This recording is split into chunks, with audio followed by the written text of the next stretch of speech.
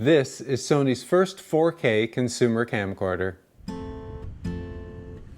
So what's 4K? It's a video resolution that's twice as wide and twice as tall as Full HD. HD is 1080 pixels tall. On TV, 4K, sometimes called Ultra HD, is 3840 by 2160 pixels, about 8 megapixels in still camera terms. Cinema 4K is slightly wider, 4096 pixels. I'm showing you as if 4K was a larger image, but really it's a sharper, clearer image. Think Apple's Retina display. This image was recorded at HD. You can kinda tell it's raining because it looks misty and the surface of the water isn't clear. Now 4K. You can see the rain in the air and the ripples on the water surface. The difference is striking, but you won't be able to see it unless you're watching on a 4K TV, which will soon become affordable. Over the last few weeks, I've shot interviews, music performances, scenics, a wide variety of footage. I'm going to show you some of that footage, share some observations, and provide a few tips if you're considering this camera. Most of this video was shot in 4K, and if possible, you should watch it in that format. Where the original footage is up-resed from 1080, a screen capture, or from another camera, you'll see a little HD icon in the top right corner. The AX1 is a permit camera. When you take it out, it won't be long before someone's asking if you have a permit to shoot here. It's big and heavy, a little front heavy.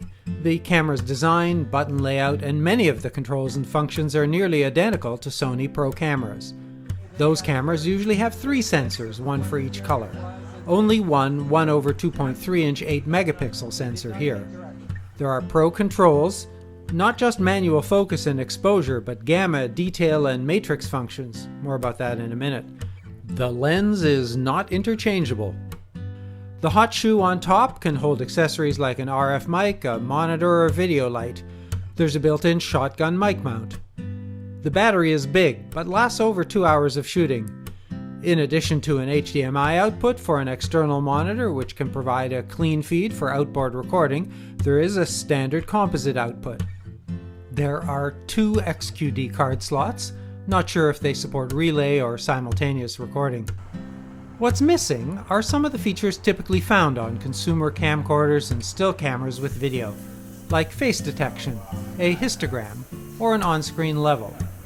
If you're interested in 4K but intimidated by the size or the advanced features, Sony has announced the AX100, smaller, lighter, less expensive, bigger sensor, to be available in the spring of 2014. The AX1 records to XQD memory cards in the XAVCS format. This enables data rates up to 150 megabits per second, about 6 times as much as AVC HD video modes. More data equals better quality. You'll notice improved color, smoother pans, and detailed images. Sony includes a copy of their Vegas video editing software that supports XAVCS, but I had no issues using Final Cut 10. Consider, however, that in order to edit these videos, you'll want a computer with a 4K monitor as well as processors and drives to keep up to these high data rates. I was very thankful for Apple's loan of a Mac Pro to edit this video.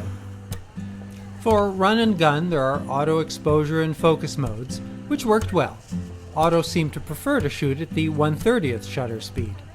There are settings to make on-the-fly exposure and white balance adjustments a little less noticeable. Autofocus is fast and fairly accurate. The high-quality G-series lens has an 18 to 630mm equivalent 20 times optical zoom, maximum aperture of 1.6 ramping to f3.4 zoomed in, minimum f11 and closed.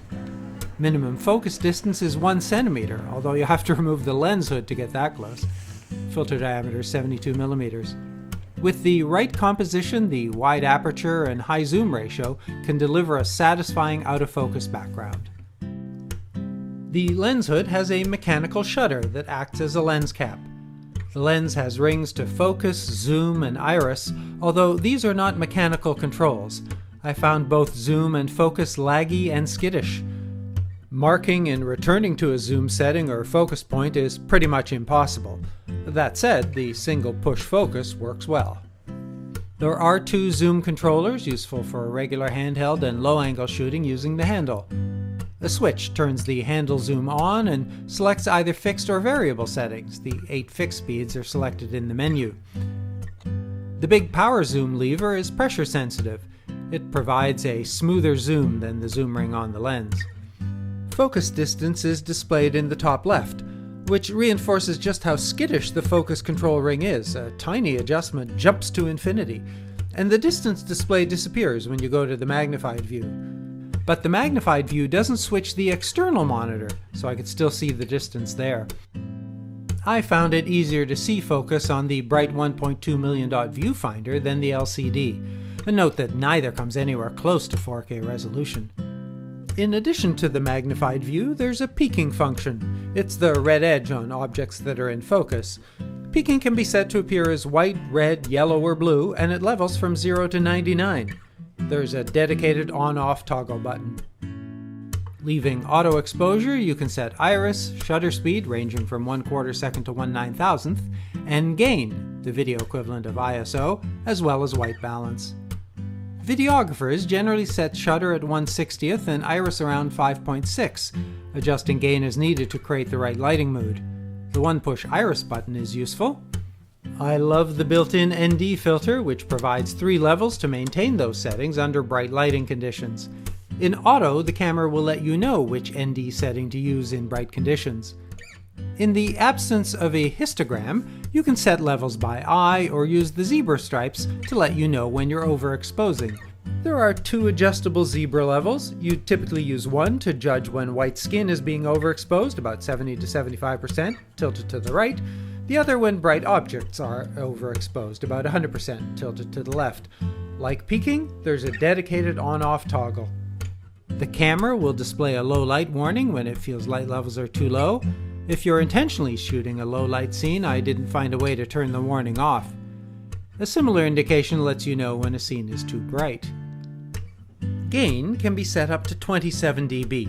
You can use auto gain or preset 3 gain settings on the low, medium, high gain switch.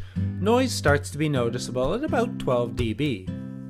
In addition to auto, indoor, and outdoor white balance settings, you can capture and store 2 one-push presets or set an exact Kelvin color temperature. The additional settings control the speed of the white balance transitions, shockless for manual when you select a different setting, and ATW speed for auto. When I used auto white balance in a static setting, there was some drift. Imperceptible over time, but making it hard to cut this interview. After that experience, I used the one push to capture a specific white balance for the scene. Professionals will find these controls and displays familiar. I found that there was a lot to learn and a lot of experimenting to do. The left side is full of buttons, and trying to remember them while using the viewfinder is a challenge. You'll want to master the peaking, zebra, and push focus buttons. You can navigate with the menu circle on top or use this dial on the side. Turn to move the cursor, press to select, which I found easier. Even a simple function like steady shot gets complicated with soft, standard, and hard settings as well as wide conversion with absolutely no information in the manual. It seems as if they're high, medium, and low, and the wide angle setting is used with a wide angle lens adapter. The hard setting did a good job stabilizing this handheld 20x zoom. I'm not sure why the lights in this club created a flicker in the recording, but I thought it was a good opportunity to use the flicker filter, which is really designed for shooting a CRT monitor, I think. It didn't work, but changing the shutter to 1/30th did. And now it gets complicated. The manual explains iris, gain, and shutter with reasonable detail, but is lacking even the most basic explanations for the paint adjustments that follow, which are likely familiar only to those who've used pro cameras. Gamma is a function you've likely not encountered before. Originally implemented to compensate for inaccuracies in display systems, gamma settings are now used to overcome lighting challenges like bright skies with dark foregrounds. It's best to stick with the default STD1 DVW, the preset gamma in a standard camcorder, or STD5 R709 used in the HD video specification. Other settings are used to provide optimal exposure if you're doing color correction in post-production. The Cine Gamma settings provide film-like adjustments. This is all trial and error territory. Same with detail and skin detail. There are adjustments to properly identify skin and then to reduce detail, edge detection or sharpening in still photo terms. Matrix colors the image after the white balance is set, for example, to create a sunset-like glow. There are 4 Matrix presets. FL Light compensates for the green in fluorescence. Cinema is a desaturated look. I found the standard color saturation to be low, so I used the high saturation preset for most of my shooting. This is an entry-level subset of the gamma, detail, and matrix functions available on Pro cameras. Pros make these adjustments using a vector scope and color chart. In my opinion, it's too much for someone like me, yet not enough to please a pro. The audio functions of the AX1 also define its pro status. In addition to an internal mic, there are 2 XLR connectors, enabling you to use any pro mic, wired or wireless. This panel, beside the inputs, selects line for the output from another mixer, mic, or phantom-powered mic. The audio control panel on the camera left selects the sources and sets auto or manual level adjustment. You can send the internal mic or either of the inputs to channel 1 or 2. The limiter can be set to stereo or independent. It's great to have a dedicated physical control panel for this, as opposed to having to struggle through a set of menu options to change these settings. And this provides the flexibility to use a combination of sound sources, like the on-camera mic and a mix from the audio board or from a high-quality mic for this choir rehearsal.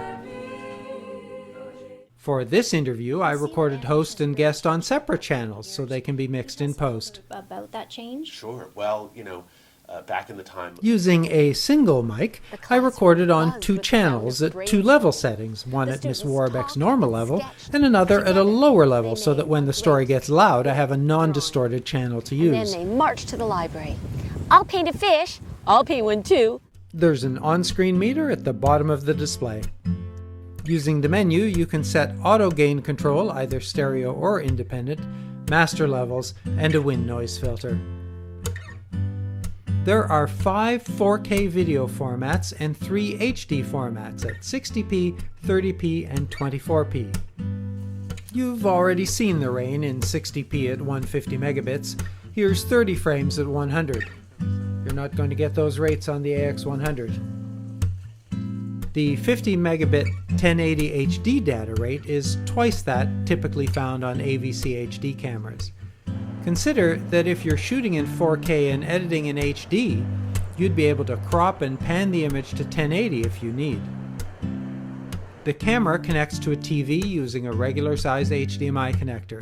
1080 and 2160 resolutions are supported. 1080 HD output looks impressive, but the 2160 4K is amazing. Where 1080 is clear, 2160 is sharp. In darker scenes where 1080 is grainy, 2160 has barely perceptible noise. The grille on the side of this streetcar is crazy in 1080, artifact-free in 2160. In 2160, no moire, no aliasing, no chroma fringing, just amazing detail, as if you're looking out a window. Color representation is also better, with a wider range of purer colors made possible by new capture and display technologies. I'd been impressed by the Sony 4K demo reel, and I'm equally impressed by the footage I shot myself. Growing pains though. Getting edited footage onto a 4K TV was a challenge. The only solution was to connect the Mac Pro, which has 2160 output, to the TV. I get the feeling that aspects of the AX1 software are still in beta mode. There are 2 SD card slots and a USB slot which have no current function. Maybe one will save picture presets from the paint menu like other Pro cameras. Maybe the other will be able to record 4K at the lower data rates supported on SD cards. I'd hope that a software upgrade can address the action on the zoom and focus dials and provide a volume control for headphones.